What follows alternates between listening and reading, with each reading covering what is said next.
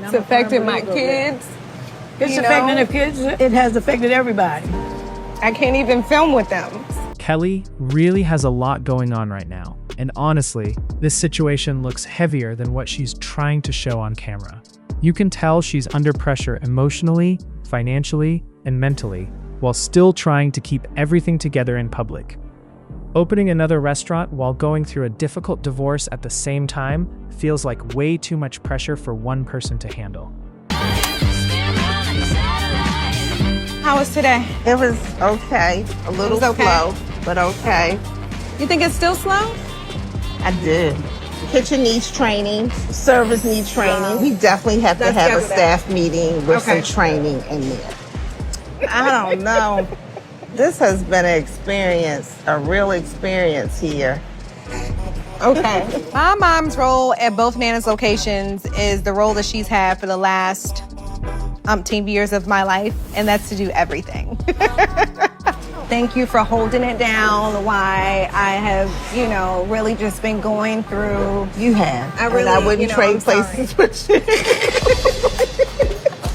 McDonough is doing amazing. Sandy Springs, not so well. Usually when we open a location, we are breaking even and making money. This is just a little bit different. Can you please tell the people what you're wearing? Of course the t-shirt is high fashion. It's Tom Ford. I wouldn't have it any other way. Thank you. So talking about finances, I just did the calculations to finally file the child support, and it's well over $50,000. It should be. It's frustrating on me. I am really in a financial bind where I can't figure it out. I'm thinking about filing for bankruptcy. Me too. I went through all this stuff with my ex-husband, and I was the owner, so I guaranteed a lot of things in my name. This is a hurdle. This is not a roadblock. It's affected my mental. I mean, I'm just being honest. I have to get up every day, and I feel like I get up every day and I fight another fight. But you do have the prayer. You have the altar in your bedroom, and you and your children pray. It's affected my kids. It's affecting the kids. It has affected everybody. I can't even film with them. The situation of me filming with my daughters is another narcissistic tactic of my ex-husband. A decision was made that we needed to halt filming with the girls. That's a part of my everyday life. He wants to continue to try and control my life.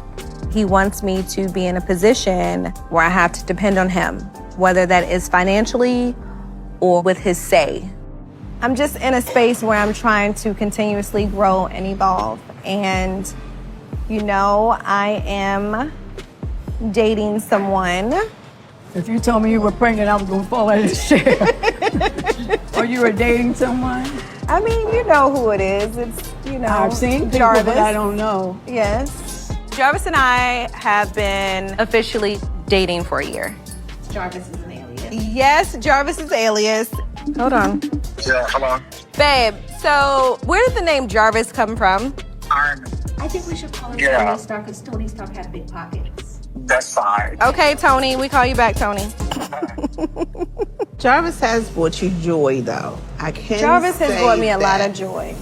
So I met Jarvis, a.k.a. Tony, at a Hawks game. I actually wasn't interested.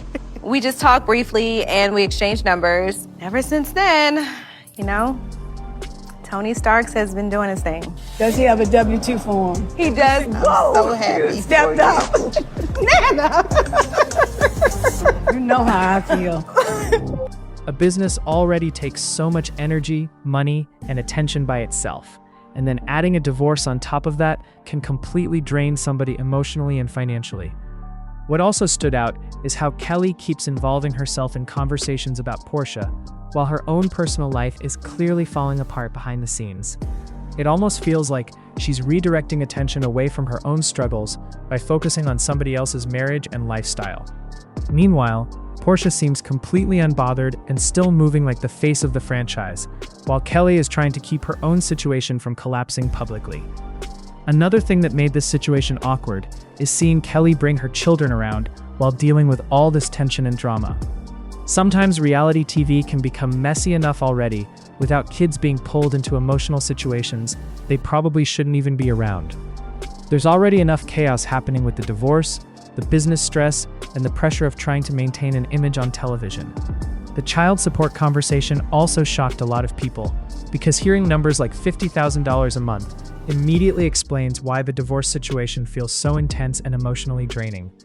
That kind of financial pressure would stress anybody out. It honestly explains why Kelli seems emotionally exhausted this season. At the same time, I will say this storyline finally made Kelli feel more real and vulnerable compared to earlier episodes. Instead of constantly focusing on drama surrounding other people, viewers are finally seeing what's actually happening in her own life.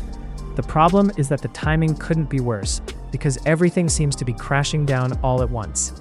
This season is slowly exposing cracks in friendships, marriages, finances, and personal confidence. And Kelli's situation might end up becoming one of the messiest storylines on the entire season.